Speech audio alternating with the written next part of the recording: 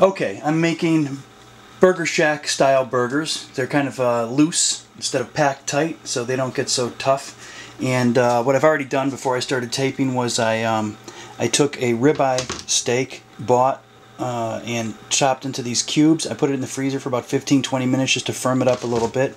And so no, this is the ribeye and this is the sirloin. So this has a little bit more fat, so it will give it a juicier flavor, but this will give you your quality meat flavor. So I'm going to put those in the food processor. Maybe give it about 15 to 20 pulses. Do it in a couple batches. And make sure to mix these up, because that's the whole point of having the two. Mix those up a little bit.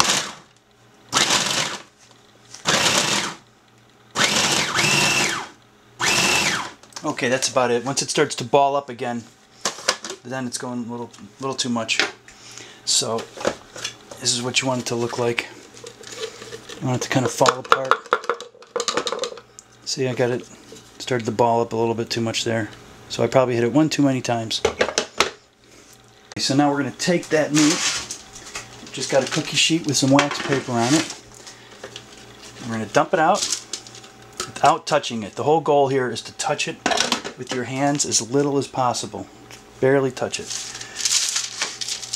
Just form some patties together. Maybe get 3 out of this.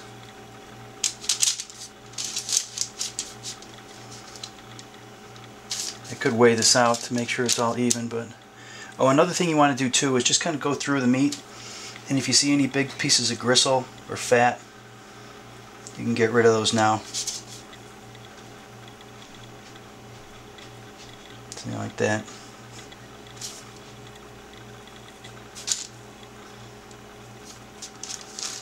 And I'm going to cook these on a flat grill, not on. If you try to put these on a charcoal grill or a gas grill or something, they'll fall right through the grates. So this is one for a stovetop pan, or if you got an electric skillet.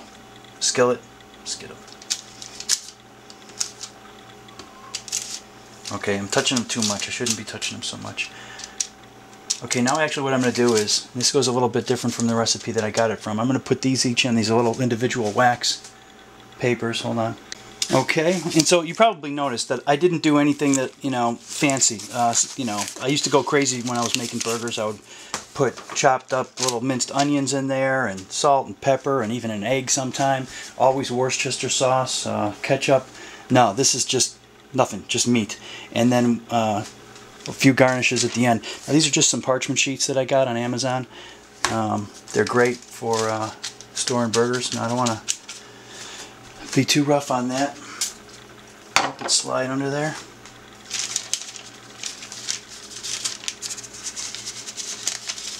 Here we go. So what I'm going to do is I'm going to put this in the freezer for a little bit longer, just so to help it keep its form. And also, if you wanted to, if you made a bunch of these at once, you could just store these in the freezer for, however long you needed to. But I'm just going to put these in here temporarily for about 20 minutes, and that'll keep them from falling apart on the grill. So we'll be back in a minute. Okay, I don't know if you can hear me over these damn cicadas or what, but I like to get the griddle going pretty high. Of course, it's not even across the whole thing, but it's over 400. Alright, let's see what we got here. Got my patties that have been kind of sitting in the freezer for a little while. And the trick is to keep them loose. See how loose that is? But have them stay together. Obviously you don't want it just falling apart like a sloppy Joe or something. Alright.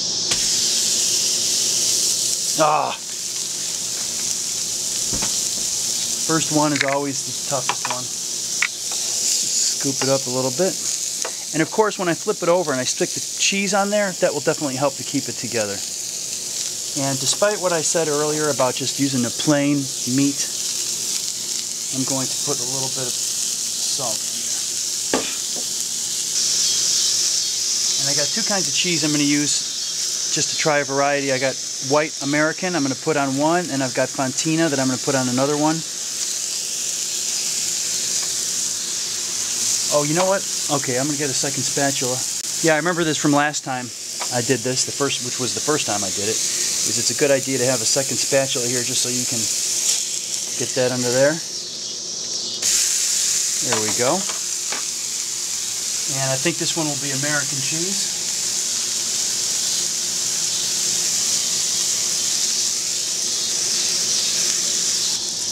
I got Ozzy's here with a little chili sauce.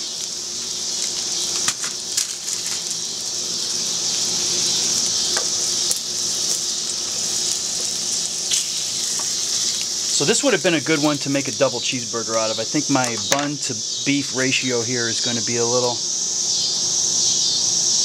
Well, these are small buns. This looks like it'll be okay.